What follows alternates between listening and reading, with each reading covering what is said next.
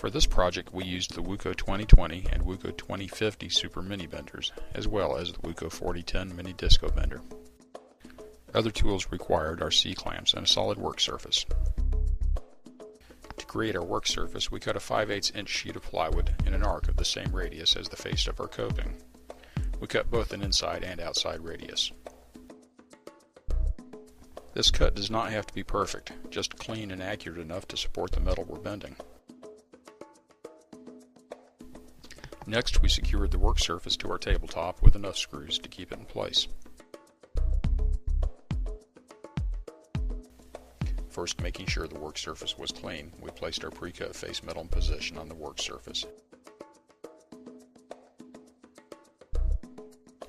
Using C-clamps, we clamped the metal in place at both ends.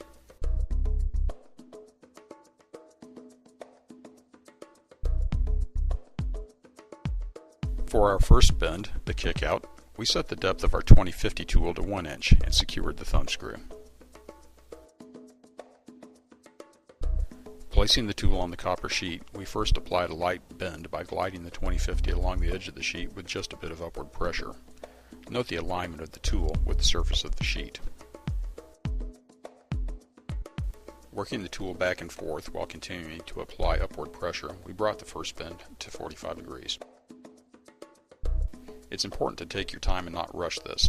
Trying to bend too fast will result in excessive oil canning and kinking.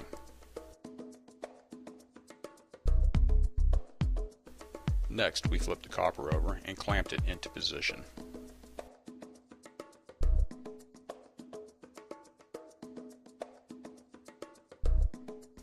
We set the 2020 tool to a 1/2 inch depth and started the second bend using the same process as used for the first bend.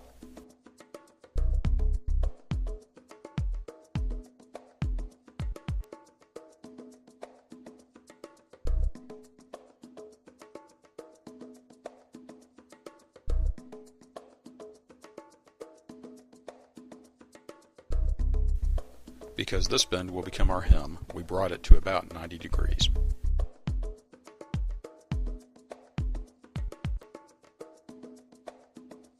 Next, we placed the WUCO Mini Disco Bender in the bend we just created and began working the metal over using the same basic processes.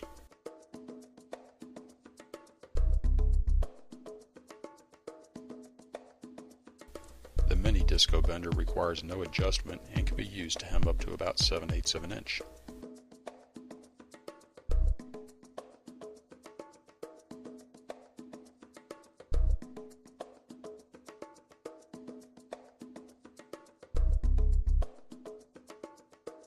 Next, we rotated our workpiece into position to form a flange on our coping face. A flange can be used to solder or lock the face to the top of the coping.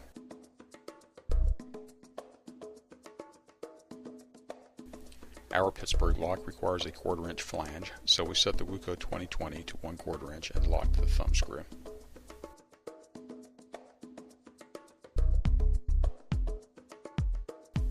Working the 2020 back and forth, we bent the top flange to about 90 degrees.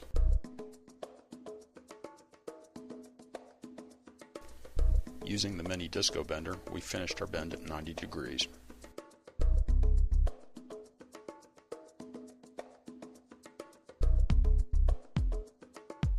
Having already formed the female portion of the Pittsburgh lock on our coping cap, we placed the coping face into position. A few taps with the Midwest sheet metal hammer held everything in place for the next step. While folding and locking the seam could be done using a sheet metal hammer, we used the WUCO 1004 Pittsburgh seam closing tool.